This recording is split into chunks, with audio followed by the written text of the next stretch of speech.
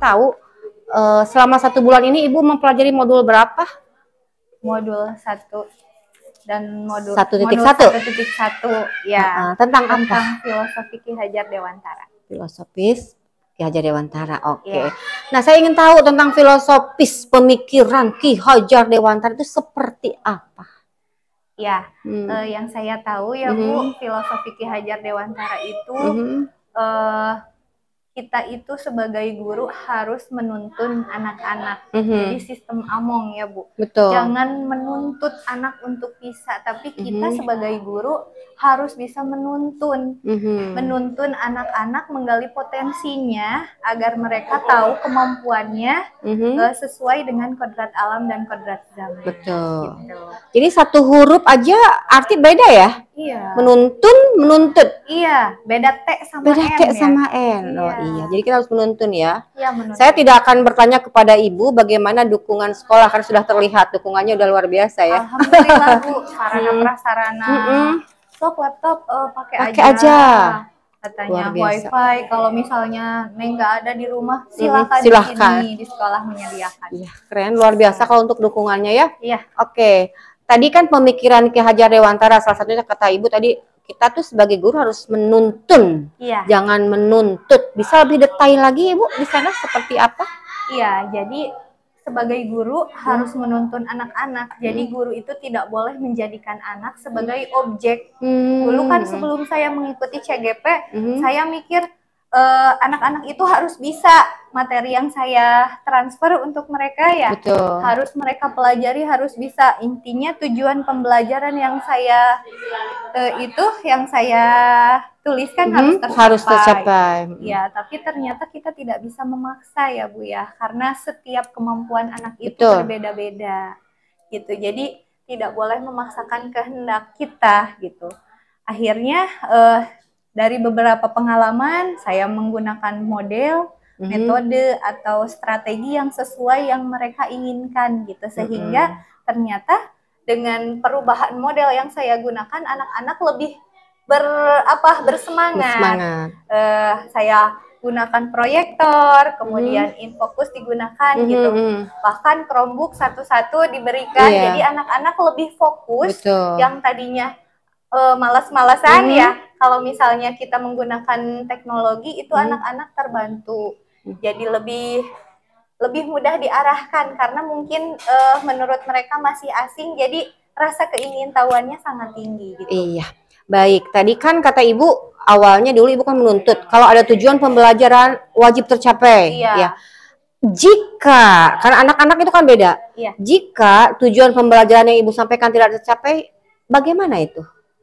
Biasanya dulu kadang suka geremet di dalam hati tuh ya, marah. Ini teh anak kenapa nggak bisa-bisa, perasaan saya kurang kumaha gitu ya.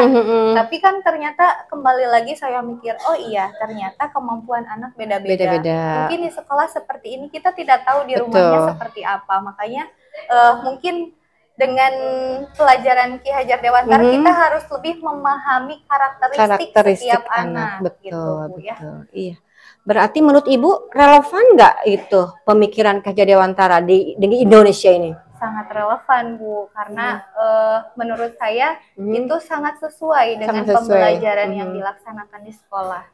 Itu kan pemikiran Ki Hajar Dewantara itu kan puluhan tahun yang lalu ya. Iya. Sekarang kan zaman beda, kok bisa ya masih tetap berlaku gitu? Iya, mungkin lebih gimana? Coba menurut Ibu, luar biasa kan itu pemikiran kejadian orang Indonesia asli kan? Iya, orang dan Indonesia pemikirannya asli. Baru dipakai oleh orang-orang secara memboomingnya tuh secara nasional sekarang kan? Dulu juga tentunya dipakai, makanya kenapa dia disebutnya Bapak pendidikan ya, pendidikan nasional. Tapi kadang kita kan pakainya teori barat terus di Indonesia itu. Iya. Ada kurikulum A, teori dari barat, kurikulum B, teori dari barat. Sekarang kan langsung filosofis pemikiran Ki Hajar Dewantara. Iya. Keren apa keren banget Bu? Keren banget Bu, menurut saya. Karena saya juga jadi tahu bahwa kan sebagai guru itu kita diibaratkan sebagai tukang kebun itu ya Bu ya. Jadi terangkan Bu bagaimana? Terangkanlah sekali gitu. filosofi Ki Hajar Dewantara itu mudah dipahami, kemudian sangat berjalan sesuai dengan kehidupan kita, sehingga pelajaran Ki Hajar Dewantara yang kita sebagai tukang kebun itu kan menyemai benih-benih, di mana anak didik kita itu sebagai benihnya, kita sebagai tukang kebunnya. Kalau misalnya si benih itu kita pupuk, kita siram setiap hari, kemudian mendapat pencahayaan yang cukup, kita rawat dengan baik, tentu anak didik pun sama seperti itu. Kalau misalnya kita leken setiap hari, kasih pembelajaran yang berarti, yang menyenangkan, kemudian berpusat pada anak, itu kan mungkin dalam diri anak juga akan berkembang dengan baik lagi dari semangat dan motivasi yang kita berikan kepada anak. What is the meaning of leken? Iya, maaf, campur-campur. Iya, it's okay. Orang sudah asli ya. Iya, itu kan teori-teori itu ya, Ibu sudah mempraktekannya berarti di sekolah kan? Iya, alhamdulillah. Setelah 1 bulan berjalan ini, Ibu coba praktekkan ya? Iya, saya praktekkan di sekolah. Oke. Terus setelah Ibu itu respon yang menonjol dari anak-anak dan perubahannya seperti apa, Bu? Nah, setelah saya menerapkan pembelajaran Ki Hajar Dewantara, anak-anak itu menjadi lebih antusias. Kebetulan saya kan kelas 5, anak-anaknya udah cukup besar gitu ya, untuk bisa berdiskusi, mereka jadi bisa berkolaborasi, berkolaboratif dengan temannya. Kemudian yang dulunya itu kalau disuruh presentasi masih susah, malu-malu terus, tidak apa-apa, diberi dukungan, akhirnya mereka bisa tuh ke depan gitu untuk presentasi. Jadi saya juga senang anak-anak semangat belajarnya, lebih antusias. Kemudian pembelajaran yang kita berikan ternyata tidak menekan, tapi ternyata anak-anak menerima dan memahaminya. Betul. Gitu. Jadi Ibu juga sudah mempraktekkan yang 4C itu ya. Jadi keterampilan abad ke-21 kan? Ya. Ada collaboration, communication. Jadi anak-anak dilatih untuk bisa mengkomunikasikan apa yang mereka miliki ya. Apa yang ada dalam dirinya, kemudian bisa mengemukakan pendapatnya gitu antar teman. Kan setelah presentasi biasanya anak-anak diminta untuk bertanya ataupun menanggapi itu. Jadi saya terapkan di anak-anak. Bisa diberi contoh waktu itu pelajaran apa? Waktu itu saya mengajar anak-anak ruang bangun datar, kebetulan di kelas 5 ya Bu. Saya menggunakan media bangun datar apa saja diperlihatkan, menggunakan infokus, proyektor. Terus anak-anak itu berdiskusi, saya bagi 2 kelompok, kebetulan anak-anak saya hanya 8 orang, jadi satu kelompok terdiri dari 4 orang, sudah diatur secara heterogen ya Bu, agar anak-anak saya aktif gitu untuk berdiskusi. Saya di situ menggunakan model tebak permainan bangun ruang. Jadi anak-anak, Bu kok tebak-tebakan sih katanya. Jadi saya sediakan kotak gitu, kotaknya itu berisi tentang bangun ruang itu. Jadi nanti setiap kelompok maju ke depan untuk mengambil salah satu bangun ruang yang mereka itu. Tapi sebelum dikeluarkan, jadi suruh menebak dulu ciri-cirinya apa. Misalnya punya 4 sisi, kemudian punya sudut. Kira-kira apa coba teman-teman? Jadi teman-temannya ya menjawab gitu. Jadi ini berpikir kritis juga, ada critical thinking nanti anaknya ya. Agar anak-anak kan dilatih untuk bernalar kritis ya, kritis, ya, walaupun pelajaran. Ini larinya ke profil pelajaran Pancasila juga ya. Oh iya. Ke sana juga tujuannya ya.